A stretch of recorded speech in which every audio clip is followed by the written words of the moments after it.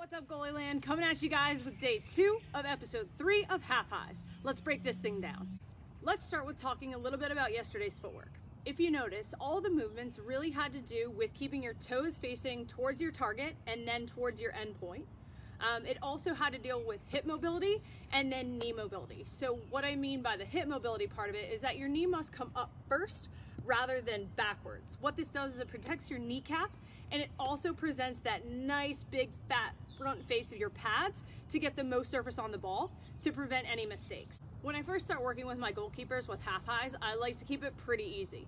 So less is more. If you notice in these beginning clips, I really work on just basic steps forward, making sure my toes are facing at me, and all I'm doing is presenting my weight nice and easy towards the ball. Once my keepers get the idea of the simplicity of the skill, then we start adding some height. So now they're gonna bring their knee up first and contact these balls that are going a little bit higher and a little bit wider.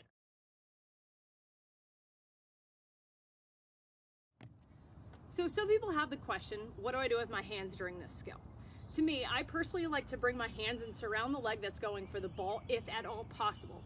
What this does is, maybe if the ball kind of pops off my pad a little bit weird, my hand is there to kind of corral it and make it go out or wide, or at least not drop right down in the danger zone in front of me.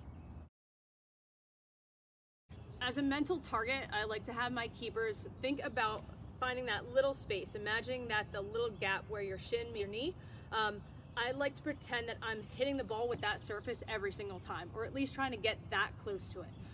If you notice, every time I step through, I make sure my eyes are watching the ball the entire way through, and again, really trying to center it in the middle of my pad.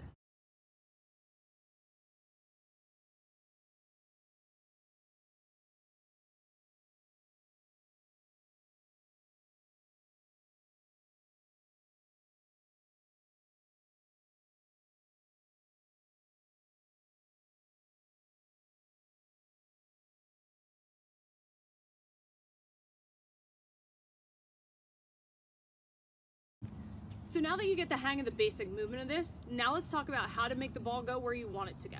In these last videos, where I'm actually looking to put the ball through a gate, if you notice, my feet start facing towards the ball, and then my toe ends up pointing to where I want the ball to go. So if I want the ball to go to my mid-left, my toe ends up pointing to my mid-left. If I want the ball to go to my wide right, my right toe ends up pointing to my wide right. This will hopefully get the ball to go where you want it to go. If you notice the timing of it as well, my leg doesn't turn before the pad touches it. So I'm not doing some crazy Michael Jackson thing with my legs. I'm actually meeting it with the front of my pad and then stepping towards where I want to go. It's basically just follow through.